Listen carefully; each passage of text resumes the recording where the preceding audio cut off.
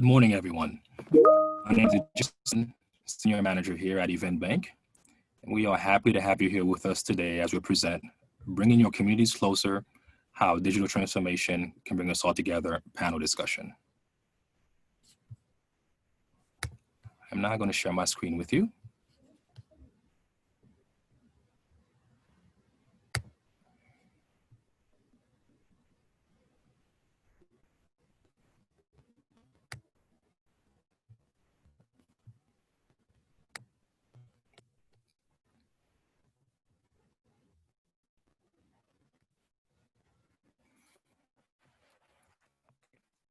Thank you for joining us at EventBank. Been around a little over 7.5 years, and we offer an all-in-one solution for member and event management, CRM, email marketing, finance analytics, and our platform comes with 2 mobile apps.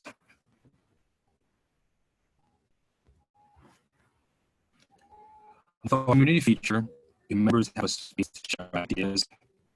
It's might be acting this station. It's also a place within the social. Sorry, it sounds like you are breaking up here.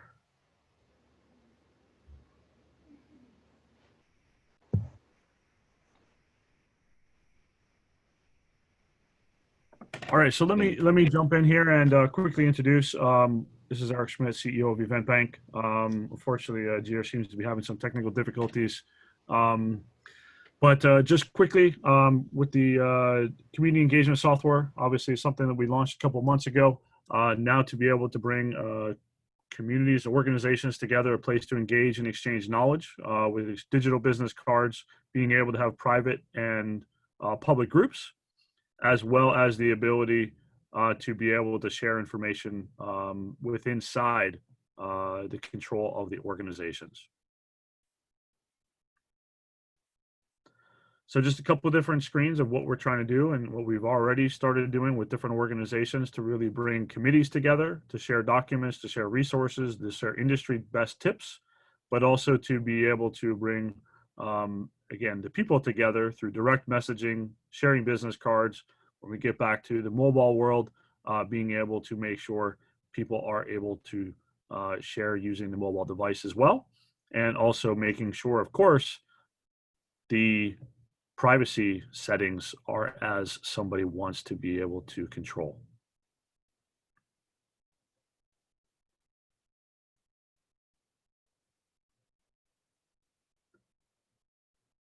And the other solution, which we also launched recently, was our virtual webinar engagement solution. We were hoping to be able to use this today, but some people actually had registered prior to us launching the version now. So the next time that we host a webinar here, we will all be using the new solution that we've launched with the event room, with the participant list, being able to exchange business cards, and really trying to make webinars and events more engaging for participants. Being able to see all the speakers, sharing the agenda, and also the documents that everybody has and wants to share, but also more importantly, for those events that have sponsors, being able to display the sponsors so you can monetize the webinars.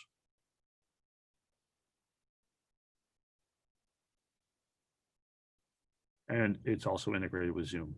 For those that don't know EventBank, we do have global operations here in North America. We're out of Northern Virginia, right outside Washington, D.C. And we have 11 offices globally in Asia, Africa. We just launched in Latin American market last week out of Mexico City. We're launching in a couple of weeks in Brazil, and of course, with our team that's spread across the world, and of course, our customers who are in more than 50 countries. Jeremy, back to you.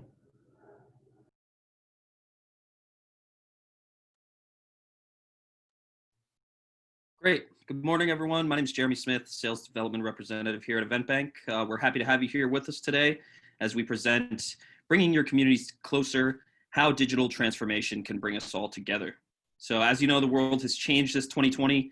While organizations could do without a technology before the COVID-19 pandemic, now technology and digitalization are a must-do that no organization can afford to ignore. Professional communities around the globe are struggling on how to provide value to their communities in this time of social distancing. Now more than ever, it is imperative that members of community come together, connect, and engage to help one another.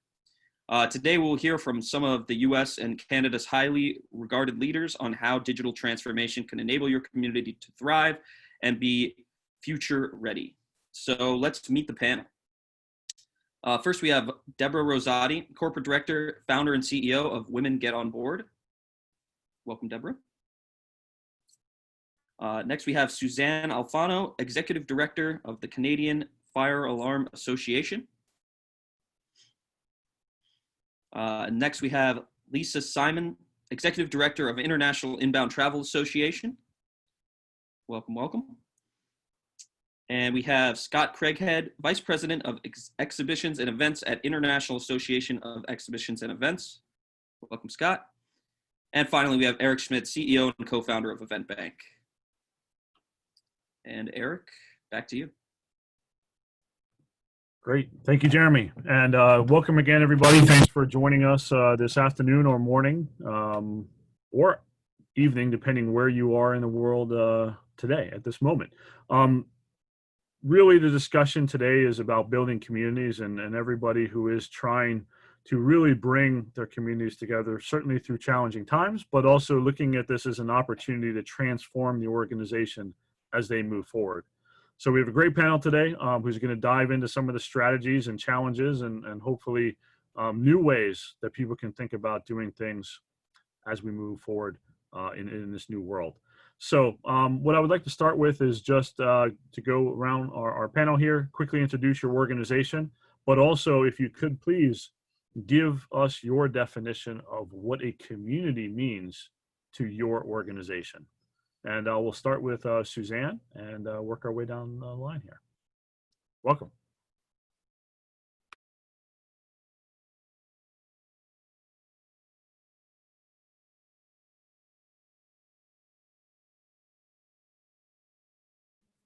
Was I muted?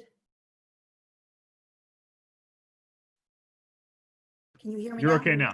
Yep, we can hear you Okay, I now. apologize. Okay, great. So Canadian Fire Alarm Association, I am the executive director, and we represent the fire and life safety community nationally in Canada.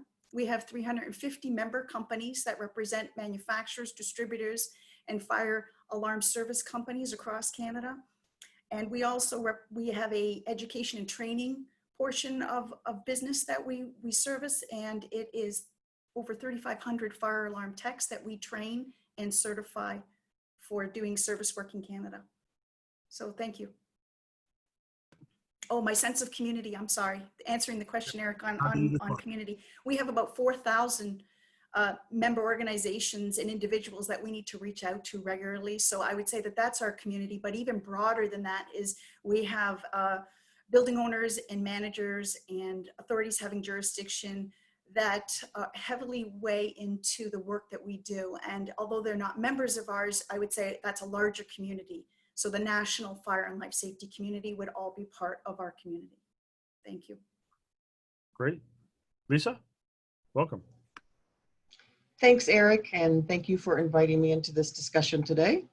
I'm with the International Inbound Travel Association, and that is an organization of and about inbound travel to the United States. Our primary members are tour operators who are bringing both group and individual travel and leisure and meetings and conventions travel into the United States. The rest of our members would be the suppliers and partners that they work with, like destination marketing organizations, hotels, restaurants, transportation companies, and so on. And that is our community. I think the sense of community that our members really most often express is that it feels like family. And I think most associations probably have that feeling amongst their groups, but it really feels like their connection point to the industry and to their profession. And we have really had a great deal of community building, I would say at this time, which I know we'll get into in a little bit. But definitely they feel like family and they feel like they belong to the organization. Great. Scott? So I'm the VP of Exhibitions and Events for the International Association of Exhibitions and Events, a trade association formed in 1928 as the National Association of Exhibition Managers. It now represents over 12,000 individuals representing the exhibitions and event industry. Worldwide, we're in 50 countries. And technically, I guess broadly, our community would be those who are directly involved in the planning and management, production of exhibitions, buyer seller events.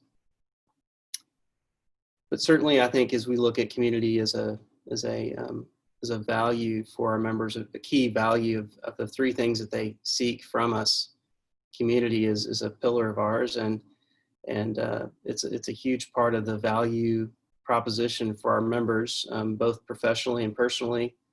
It is like a family of a network that you keep with you for your own success and your company's success throughout your career. Great. Thank you, Scott, and welcome. And finally, Deborah. Welcome. Good afternoon, all. Pleasure to be here. I am the founder and CEO of Women Get On Board. Launched that 5 years ago with the mandate to connect, promote, and empower women to corporate boards. Really trying to, Scott, you referred to one pillar being your community. We have 3 pillars, which are to connect, promote, and empower our community. In our community, we have over 500 members, predominantly in Canada. We have a few members into the US as well. We try to make that connection by creating opportunities and posting opportunities to our community for board opportunities to connect them and empower them through events. Now we're doing them digitally. To keep them informed and relevant on topics that they need to know about in the boardroom. So our community extends beyond our members. We have affiliate partners, we have national strategic partners, we have individuals who aren't members per se, but they're on our mailing list. So we want to stay engaged and be transforming them and making everything that we send out to our community very relevant and timely. One of the things we did right from the get-go is we realized there was a lot going on during the early part of the COVID, a lot of uncertainty. So boards had to address a lot of issues of how were they going to deal with, extended delayed AGMs, how they were going to deal with extended or delayed financial reporting. So we were somewhat of an aggregator, aggregating content that was very relevant. And so that was a creation that we did just to keep our members in our community informed. Delighted to be here. Great. And so we have a good mix from North America, from Canada and the US. So obviously we'll hear different opinions and see how they are similar in terms of how people are thinking about it. But let's dive into it. And as I guess, Deborah, we'll start with you. As you think about, the organization's lifeline obviously has made a little bit of a change now. We've sort of gone through this COVID period. How have you started to rethink how you're thinking about building your community, and how would you define community growth for the organization moving forward? Well, it certainly created pivot. One of the things we were doing in-person events in Canada, and that's really not scalable. You got to go out to each region. So what it's allowed us to do is be digital and scalable with webinars and different programming. And what I realized through the process is I created a regional ambassador council when we were launching in different regions, but they wanted to come together. They didn't want to just be regionally focused. So now we've been able to connect those across Canada with each other where they might not have had that opportunity. So that's been really impactful. And then we as well, as far as growing community, we launched during this period, we launched a virtual program, which is a 6-month program, Getting Board Ready. And we launched on, ground zero. We had over 30 kind of cohort women come together for that program. It's over 6 months. So we're creating digital groups for them, doing peer-to-peer interaction, trying to facilitate them in a way that's meaningful on a Zoom platform. So that's been a big move. Now we sold out, and we're preparing for our second cohort, which will be the end of September. So really kind of have to look at the technologies and looking at ways to stay engaged, and bringing, and as a result, by being digital, we can go across Canada or into the US with our program offering. So to me, what I look at going the future is really looking at digital strategies to keep bringing relevant topics and connecting community, not by specifically region in person, but across the country, and also offering to any of our members in the US. And one of the things that we do is we bring board opportunities to our members, and it's independent of the actual geographic, because more meetings now are, by virtually. So geographically, it isn't as critical to be in a region. So I think it's just opened up opportunity to be more scalable, and more frequent, and really look at your different offerings to make sure that you're monetizing on them, you're leveraging them, and you're partnering where you can. I love the fact is with your digital groups that you have and your integration with Zoom, we're creating our platform for webinars in the fall time, and we can put sponsorship in there. I'm really looking forward to using that tool. Great, and that's interesting. Obviously, technology sort of breaks down, barriers to geographic challenges of events. Very interesting, definitely important aspect. Suzanne, from you guys, let's hear a little bit how you guys have sort of pivoted, and some of the things that you guys are thinking about to continue to drive, building the community of fire alarm professionals.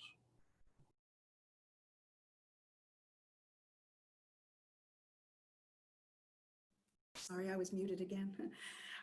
So Canada is a very large country, and some of the opportunities that COVID has created, and they are indeed opportunities, is we are able to now engage more folks from remote locations that we weren't able to do before, because if they had to physically travel to a meeting, there was time and expense associated with that. So that's an upside of it. We've done the same and pivoted to all virtual events for 2020. So our annual general meeting is in September. All of our fall and spring all of the seminars have been postponed to the fall. And we are training fire alarm techs in the thousands in Canada. And some of the challenges we've had is we do technical seminars where they're used to being able to touch equipment and talk to trainers and talk amongst themselves. And so we're looking at using platforms such as Zoom to be able to offer technical training along with testing. And so that's an additional challenge that we did not have in the past, because they were tested in the meeting room themselves. And so now we're looking at opportunities to test them virtually as well. So we have practical exams as well, which is one-on-one, where a fire alarm tech, for example, would have to go in to our office or one of our education partners to do a 3-hour test on a fire alarm panel. We've flipped that all to virtual testing now across the country. We just started that this week. It took us about 2 months to set that up. And we have about 80 fire alarm techs in the queue that we're getting ready to test now. And we hope to have been caught up by September. So we are flipping all of our events, like we said, virtually. We made the decision early. I think that was a benefit to us, is rather than waiting and for the unknown and not being sure if we could really have in-person meetings in September, we just decided it was safer to make the decision, and then that would give us time to plan these events and make sure we can execute on them. And how are you keeping regular communication with this community of professionals? What are the channels that you all using mostly? We're largely using, we communicate via our website as well, but we have a new subscription service that all of our members in tech, so the 4,000 or so folks that I was talking about that we have, they all get regular email communication from us. So if we have anything of interest to share with them, and a lot of it's been COVID related. So if we have COVID related bulletins or updates or guidance that we'd like to provide the community on testing, for example, and fire alarm systems and what the recommendations are from public health and how we can help them. We've been doing all of that through this new subscription service. So it's like an e-blast service that goes out to folks. In terms of our board, we've been meeting weekly just for an hour to do COVID related planning of all of these events that were going to happen in the fall. And we also have 8 different chapters, and the chapters have all moved, and the chapters are across Canada. They've all moved to virtual meetings as well, and they meet monthly. They all go on a hiatus for the summer months, so this allows us to spend more time planning for the fall events. That's great. Lisa, from your guys' perspective, obviously your members are probably, in different parts of the world as well, not only, obviously just here, but, as you look at trying to bring that community of folks together, how were you doing it before and how are you doing it now? Actually, our members are all in the United States because they are all dealing with U.S. travel product and services, but their partners obviously are from around the world. So we do have dual audiences. The membership we have always really worked with at different events because they all go to the same trade shows, they all go to the same conferences. Of course, they go to all of our events. And so it's really been a very in-person experience with travel people who are always on the road and they need to be on the road. It's in their blood.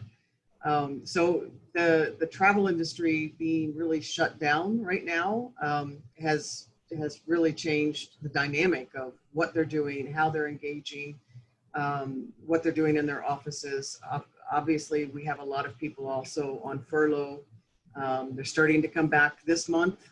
Some are getting delayed a few more months, but so we do have more people engaging in our online digital opportunities than we ever did before because they just didn't have time for it and they just didn't really see the need.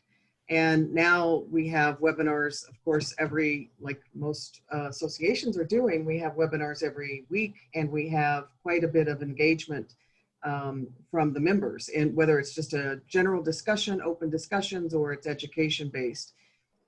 So we're going to certainly continue that. And we're also looking at ways that we can start communicating in the same ways with their partners, the international tour operators and buyers around the world, so that we can be educating them on what there is to do in the United States while they also are not moving as much, and they can take this opportunity for learning.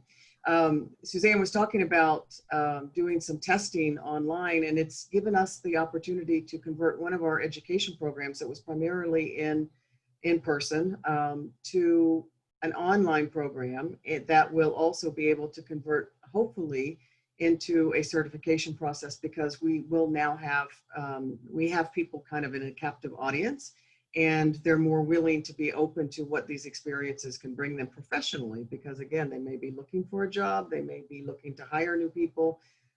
So there's a whole slew of new needs that we're still trying to assess and capture and try to meet them as quickly and as best as we can. Great. And I guess, Scott, we'll start with your organization, and then, obviously as an industry professional, we'll dive a little bit into that. But let's start with your organization and how you guys have really had to rethink potentially, or, maybe you were already doing it before, some of the different ways to bring the community, in this space together. Certainly it's been a hard hit community of folks, and certainly the challenges that, the professionals in this industry have certainly been facing over the last couple of months has not been easy. But let's talk a little bit about that. Thanks. Yeah, it's been a tough ride for us all in the events industry. Obviously, for the fallout from this is unprecedented, and we're all working obviously towards recovery, and also rethinking our business models for sure, and working to I think we all had is we're 60% trade association, the other 40% are corporate or independent organizers, or they produce for government or they produce for public shows. But certainly on the association side, there's always been strong digital assets that have existed for its members throughout the year, because the events, they may happen, small events may happen on a monthly basis. Major events usually will only happen once or twice a year for an association. So certainly you're always trying to engage your members throughout the year. I think what's different now is, you need to put more emphasis on those assets and work to drive more member value through those digital assets. Whereas before it may have been seen as more perhaps supplemental or just a nice to have or an enhancement. Now it's a absolute requirement to have a really strong online engagement throughout the year. And we've seen record participation on our member communities. Of course, we have some really popular member forums that are active hourly. And it's been great to see that, that tool that's always been popular, but now it's become super important in the day-to-day existence of our members to connect with each other in a very difficult time. But, I think for us, we're looking to develop as we focus on the buyer-seller environment, the trade show side of our business. And that's really what IEEE is at its core is the trade show business. And as we look at that, of course, it's the marketplace side and how you create a really good marketplace. And a marketplace is a form of community. It's a form of engagement between buyers and sellers. And that experience is much different online, obviously, than it is in the physical event. And you can never replace the physical event with an online experience when it comes to a trade show. However, you can certainly enhance and make better what those platforms have been, previously, because there hasn't been a dependency on them. So we're seeing a huge evolution in virtual event solutions. As the trade association for those show organizers, we are, in representing those suppliers, working to help curate that market for our members so they can find the right solutions for their business. And really the best advice I've heard as far as virtual events go and identifying platforms and solutions is you really have to still continue to be obsessed about your members and considering what is in their best interest. What do they need from a value standpoint, and sticking with your core value proposition to your members, which is content for us, it's community, it's advocacy, which is we had our annual fly-in to Washington, of course, canceled, and we had a virtual fly-in that we ended up getting 700 or 800 people sign up for, which we typically would have about 100 people for our physical fly-in. So there's opportunity, right, for engagement there. So yeah, we're working to enhance all those areas, and of course also trying to get the industry back from a health and safety standpoint, and looking to actually have an event taking place today in Chicago. It's a very small physical event, less than 10 people, but it's a hybrid. It's a venue called the OLC in Rosemont, and it's geared for medical events, and it has the capabilities for, it's already been geared for hybrid events because it's basically for virtual training of medical professionals and surgeons. So you're utilizing that to show, we're already ready for this. We've got, so our virtual events being broadcast to our physical audience. Obviously the physical audience is quite small, and it's going to be impactful for them to get together. It's something that everyone's kind of yearning, obviously. So there's a whole protocol, of course, and design change in our events that we're facing. IEEE's released a white paper called Essential Considerations for Safely Reopening Exhibitions and Events, working closely with our venue partners and our contractor partners and an organization called GBAC, Global Biohazard Advisory Council, on working towards getting our live events going again in this environment. We know it's going to be tough, and we've got a lot of challenges ahead of us. But yeah, it's also a big opportunity, I think, for associations to reevaluate their digital assets and make them better, make them more valuable to the members, but also make them more financially relevant to the organization. Great. And actually, this is just for all the audience. If you do have any questions, on the bottom of your screen is the Q&A box. If you want to just send it the questions there, we'll be able to pick it up and be able to ask the panelists. If you have a question for a specific panelist, just put it in a note, and we'll make sure that it gets answered in the course of the discussion here. And Scott, going back to that, as you look at associations in general, and of course, the mix between revenue that's being generated from memberships as well as, obviously offline events previously, how have you seen that change? And if you're really an association now trying to think about your revenue mix, and in order to make sure that the revenue is still being generated in a positive way, how would you recommend an association or chamber of commerce to really look at that and new ways that might come out of this situation? Well, I think that what associations, obviously the value for all trade associations comes, I think, with content and education and the body knowledge that a collective group, a community has. And I think that there hasn't been perhaps as much of a financial need to monetize those assets as there is now. So certainly I think there's that. I think it's evaluating what you've got and what you're undervaluing. And of course, looking at non-members as customers and how you can engage non-members to purchase products that are very valuable, could be very valuable to them as well. So there's a lot of things you can do. Certainly there's a virtual trade show components that are out there now. And we're starting to see the early use cases come in on the virtual trade show front. And we're seeing some success stories. We're certainly seeing some that are maybe considered not successful.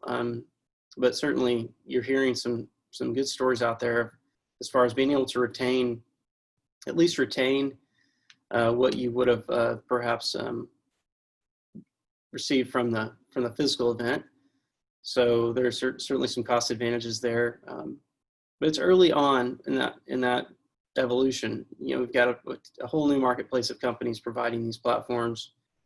They're all quickly evolving these platforms. And I think that the big change I've seen in the shift in the thinking is, these live events that are virtual, they're media assets and they have to be treated as such. And we have to think about how people engage online versus how they engage during face-to-face events. So it's not taking that physical event and just translating or trying to carbon copy it onto a digital environment. That's not going to work. It's got to be a different approach, and you've got to engage your online audience just like the market leaders do, the online market leaders do, whether you're looking at e-commerce sites like Amazon, YouTube, all these media giants that have been so successful because they're able to build AI into it. They're able to know what your preferences are, know what you're interested in, and that makes for a really good user experience. And so we've got to be able to do that at our own virtual events for our communities, so that the experience is customized to their needs. Absolutely. And a follow-up to that question we have, how do you budget for registration fees? Are virtual events by default free of charge? I think that's very customized based on the organization and its current models and what its market will bear.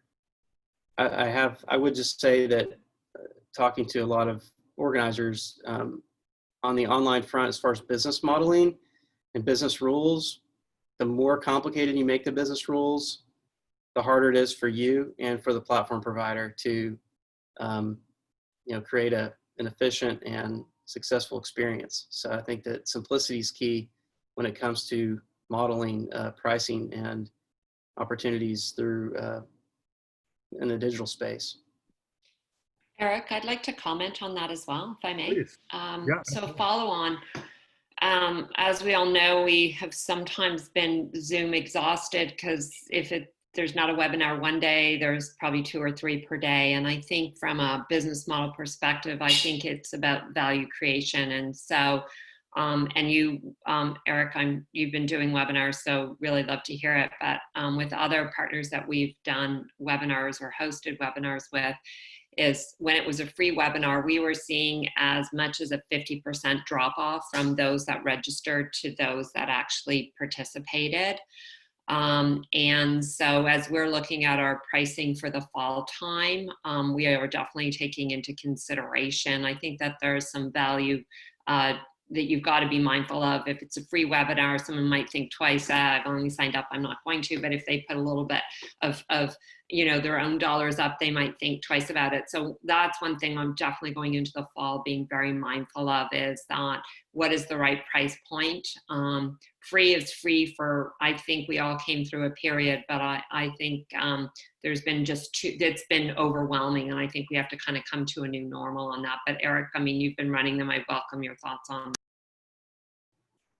This is definitely a challenge. I think the biggest thing from what we've seen across a wide swath of clients is really events was driving a big portion of their revenue, and then really trying to make up some of that. They need to find ways to do it, and certainly to run, more engaging programs. Early on, it was okay just to run a webinar that only had one-way communication without having other elements. And now I think people want, as Scott said, there's that element of how do you build programming for the web as opposed to taking an offline event and trying to put it online. We were, looking at a couple different ways to do it. Obviously, we've launched our webinar engagement solution, because one of the value components is really important for a lot of the programs that we saw was the element of attendee to attendee communication. And it's fine the education component, the training component, but attendees, they're one click away from YouTube and watching something on YouTube, or going to Facebook or LinkedIn or whatever it is. It's one click away from the webinar screen. And how do you make sure that that element is there, but that attendee to attendee, business to business, if you will, element is important. Suzanne, you have a comment. Sure, I could comment a little on how we have decided to offer a couple of free webinars, and we have had overwhelming interest. And I would say that, and we're having our first one actually next week, but the interest really probably comes from the fact that these are continuing education credits for fire alarm technicians. And so they must get 8 credits per year. And so what we're doing for them is offering some free credits for them, in addition to the ones that they'll take in the fall, where they will pay for those. And to Deborah's point, we haven't changed our pricing structure. So the funding that the monies that we would normally spend perhaps on catering and things like that, we're thinking about doing some draws for swag or gifts or things like that to keep them engaged and wanting to be online. Of course, they have to be online and they have to do the testing. So it's not like we're going to lose them in a sense, but what can we be giving to the participants perhaps that will keep them more engaged? And then to your point, we're looking at a platform that they'll be able to perhaps talk to each other, raise their hand, just like we're doing here. I mean, I attended recently a 30-hour training course over 3 days. And it was not through my organization, through another education program. And they used the Zoom platform as well, with presenters and participants, 70 students. And it was quite engaging. So I'm hopeful that we're going to have the same type of engagement in our fall seminars that we're going towards, but we're going to have hundreds of people online.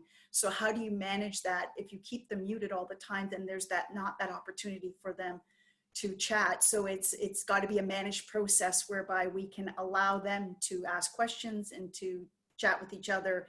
And so we're working on that. But to the free webinar, I think it's a goodwill on our organization to say, okay, we're willing to provide free credit training. And then also in the fall, we'll continue. We may reduce the cost. I'm not really sure at this point, but the other thing is we need to offset sponsorship. So we used to have sponsorship. Now we're looking at creating a virtual sponsorship program, which we didn't have before. So if we can get that up and running before these fall events as well, that might help us to reduce the cost. Thank you. Yeah, and on the last webinar that we hosted, we actually had the Tempe Chamber of Commerce, and they were, talking a little bit about some of the success that they've had with the virtual sponsorships, and it's actually helped considerably, obviously, to offset the cost, but it's actually been a pretty big program that they've actually been able to put in place throughout this, and has been quite successful. So definitely there's some models out there. We're going to try it. My board is insistent that we look into it, so we'll be doing it. Lisa, anything to add to that? Yeah, we haven't looked into virtual conferences yet because our board made a pretty early decision that international inbound travel is going to be the last sector of the travel industry that's going to come back, that people are going to be, including our members, are going to be investing in. So we're anxious to see a lot of the other travel industry associations who are doing virtual conferences, how they go, how people participate, because it's very, very new, I think, for our industry. And, you know, we'll be looking at it, of course, for the future as an option, but for right now, we just decided to do everything, not in a virtual conference, but online education. Very interesting. And I guess for, you know, as you look at, you know, how you're thinking about doing this, what are some of those key building blocks you think to really make a successfully engaged community that, you know, you're trying to put in place that will continue to make sure that the industry is communicating, but also communicating together to move it forward? Yeah, right now our biggest challenge and goal is literally to keep people in touch with the industry. As I said, we have a lot of people who are furloughed, laid off, unemployed, and we're trying to keep them as part of our community as well as part of the industry community overall, so that we don't lose that talent, for one, because, you know, when the businesses start to rebuild and bringing people back, and, you know, travel will come back. It's very resilient. It will be back, but it may be a year or two before it hits, you know, where it was pre-COVID. We want to make sure that that talent is readily available. So we are trying to engage them through different websites, registering them as people who want to stay in touch with our organization, and of course keeping them on all of our communications that go out, so that we keep them involved. And we're doing that obviously for no charge, because it's not something we can charge for, but, you know, it's something that we need to do and invest in, just as Suzanne again was saying, with all of the webinars we're doing them for free right now. And if our education program that we usually do in person takes off online, that will be, you know, a good revenue generator to get back in the mix, besides dues. But you know, dues is something that's also been a challenge, because we have companies who just they don't have budgets that are even approved yet, or they're frozen, or, you know, they don't know if they can pay ever. So it's a challenge to keep people engaged. And what we're doing is just doing it by, again, hook or crook at the moment, with whether we can reach out to them by phone or these webinars and online engagement activities. We actually just started with EventBank, as you know, Eric, and it's actually been really good, because there are so many auto notices that go out every time we do something in the system, that we're engaging and hearing from people that normally are not the engaged folks. So that's been kind of interesting too, just as something we didn't even realize or plan for has actually really paid off as part of this new system. Very interesting. And Eric, actually, I wanted to just kind of add on. Sorry, go ahead.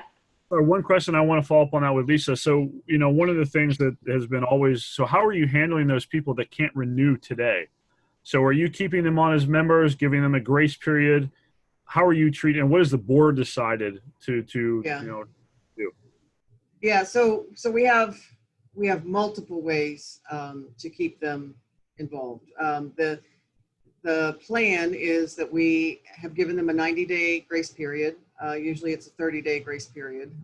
We've given them 90 days. And after that, at that point, or they can choose now even, that there's multiple options for payment plans.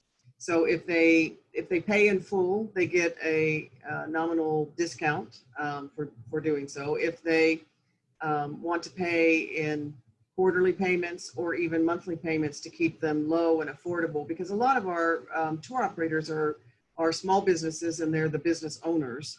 And so they may be paying for things personally, you know, not just out of their businesses. So we want to keep it affordable as much as possible. But our goal is to not lose people. So whether or not that policy will change in 90 days, I'm not sure. But, you know, even if we don't make the dues that we typically make in a given year, we feel it's really important to keep the community together. Deborah, go ahead. Yeah, I was just going to follow on. I think with the virtual programming, what I've been noticing is there's kind of three components to it. It's the pre. So I'm involved with my profession, which is CPA Canada, and we're planning. They have an annual conference every year. It's the Audit Committee Conference. It's in December. It's going to be virtual. And what we're looking at is ways to do because we know we can't jam everything. We're not doing concurrent sessions. We're trying to simplify it, but we're working on pre-recorded sessions. So, you know, we're not going to try to jam pack 2 days virtually. We're breaking it up. And we just looked at different ways to engage with the community and looked at different pricing models, and we're doing workshops. So a lot of it is there's the pre-conference, there's the during the conference, and there's post-conference. And there's a lot of engagement and touch points on all three of those points. And even to follow up, I'm noticing a lot of follow on. There's recordings from sessions that might not have been if you'd done them live. There's white papers there. So I think that there is this longer tail on engagement for events when they're virtually, whereas event you would come in person, somebody couldn't attend, you wouldn't have the recording, there wasn't necessarily the follow on. So I think we're going deeper in that engagement before, during, and after the events now that we've gone virtual. Absolutely. I think that ties back to something that Scott said, which was these are media assets, and how do you really think about them in that way to, you know, generate more revenue over a longer period of time than just at that time that the event is taking place. And that's the only time people are thinking about it, as you said. Scott, do you have anything to add to what Deborah said? I think that, you know, pre-post and certainly during it is absolutely relevant. How are you all trying to think about that sort of life cycle of events? Yeah, it's a really good point. It certainly is an opportunity for us to do what I think events have talked about a lot, you know, as far as pre and after engagement, especially after engagement. Yeah, I think there's always been an aspiration to have your content live on and to have really strong post-event engagement. But the reality is that really hasn't taken place for most. And this new emphasis on this online experience for your event really is an opportunity to truly, you know, accomplish that with getting your content and the community experiences from those events to live on. For us, I think a big part of that is integration into our, you know, our member-based platforms, our LMS, our what we're going to be developing as a new marketplace platform.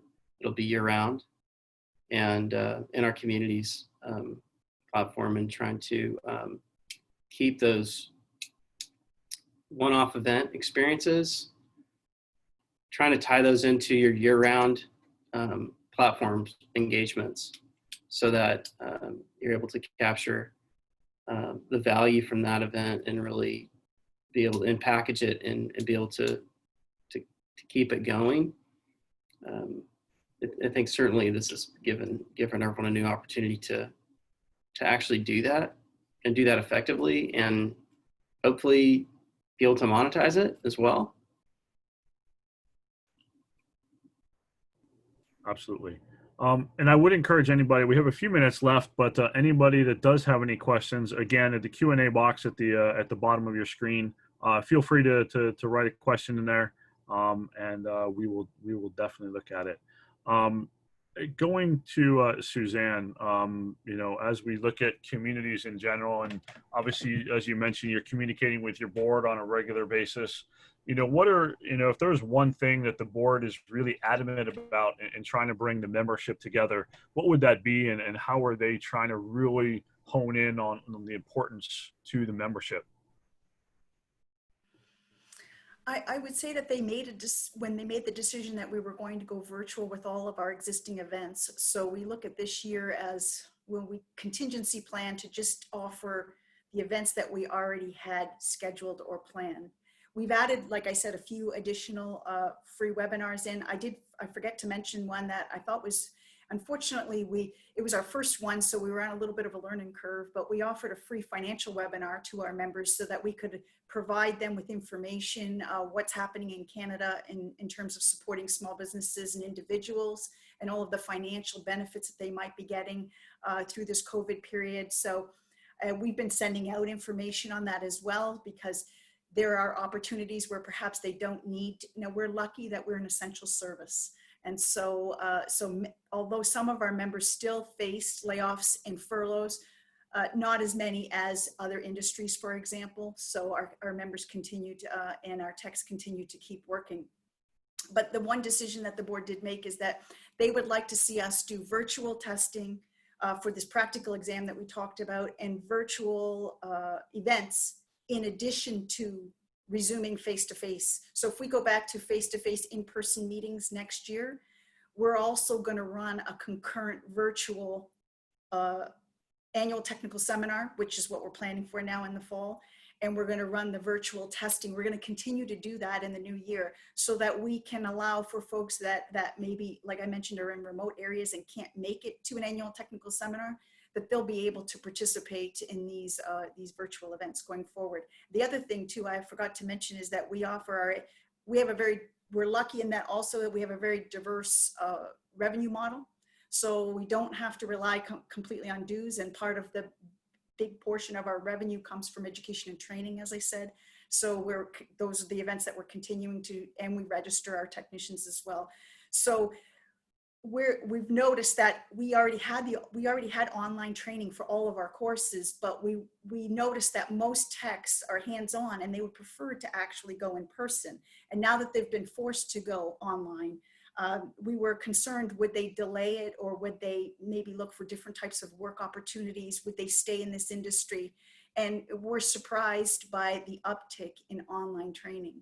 They're actually, it's, you know, we only have a few months for which of revenue results to be able to look at, but it's actually increasing rather than, I thought it would at least stay status quo, or maybe we might see a dip, but we're actually seeing an increase. So that's good news for us. So we'll continue with virtual next year as an option to in-person training. Yeah, that's very good news.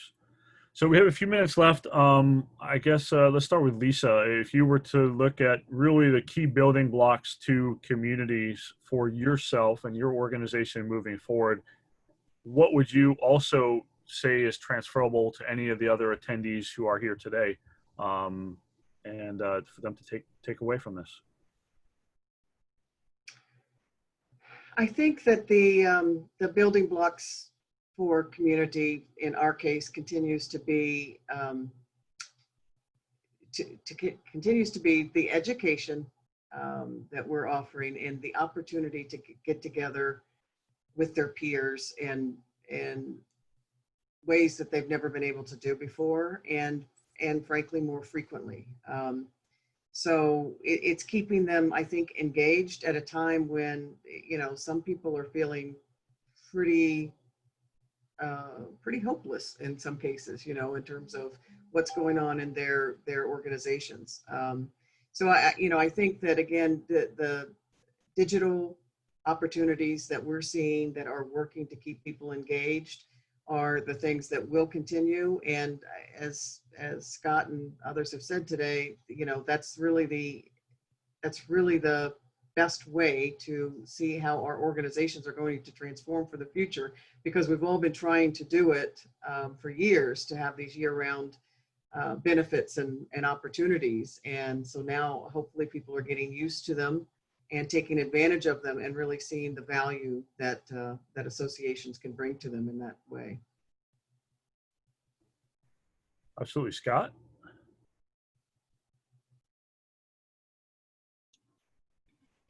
Yeah, Lisa said it really well. You know, it's just a matter of making sure you stay true to what your association's mission is and focusing on your members' needs, listening to your members. You know, I think given how they are so online now and captive, I mean, we're part of a segment of the travel industry essentially. So most of our members we're constantly on the road, constantly traveling, constantly in a state of producing live events that takes your attention away, takes your full focus. So this has been a great opportunity to really engage with our members like we've never engaged with them before. But a great opportunity to listen and hear from them as far as what they need and being able to adapt the organization to their needs, which they are definitely in a state of needing community, of needing to have that peer-to-peer engagement, that peer-to-peer learning. And we just need to continue to work on making those assets stronger, more user-friendly, continue to listen to what we might be lacking in, you know, areas that are of need that we don't have yet. So it is an opportunity from that sense. You know, the circumstances are, if you're in an industry that's been directly impacted by this, which we certainly are, it takes on a whole new meaning. And you're dealing with members who are in a really tough state, and you're dealing with layoffs and transitions. And we've always had a really strong transitional service, and that of course has become, you know, a very heavily utilized service, and it's really important to keep everyone engaged because we will come back. People will go back hitting the road and getting on airplanes in masses again, and because people want to roam, people want to travel, people want to experience face-to-face. We want to experience this face-to-face, ideally, and that's just how we're all wired. So it will come back, and we want to keep everybody. I think someone mentioned earlier, you want to keep your talent intact, and so the industry can come back just as strong as it was before, and perhaps it will be stronger in a lot of ways. As far as I think it'll be smarter from a technology standpoint, from a digital standpoint. These organizations will be stronger in the end, you know, from this experience. Absolutely. And Deborah, final words from you. Best for last.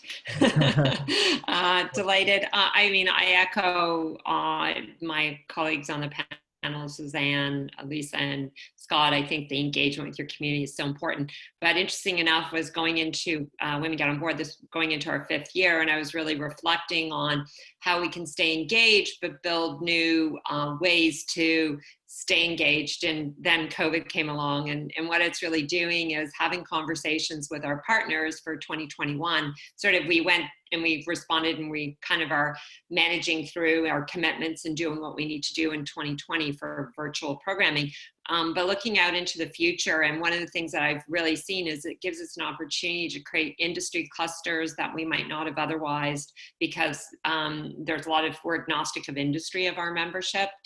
So we may have women in mining, we may have women in financial services, and it gives us an opportunity to do more segmentation for them in different ways. And so and then I think really the big step will be taking the community we've built and the engagement and building on an annual summit, which will be in person, but taking the virtual programming and having a culmination that way, which I hadn't done in the past. So I just think it opens new opportunities and new ways to stay engaged. But again, to your point, you've got to be engaged. You've got to hear from your members. You want to stay top of mind, and you want to be relevant and authentic in meeting your mandate with your members.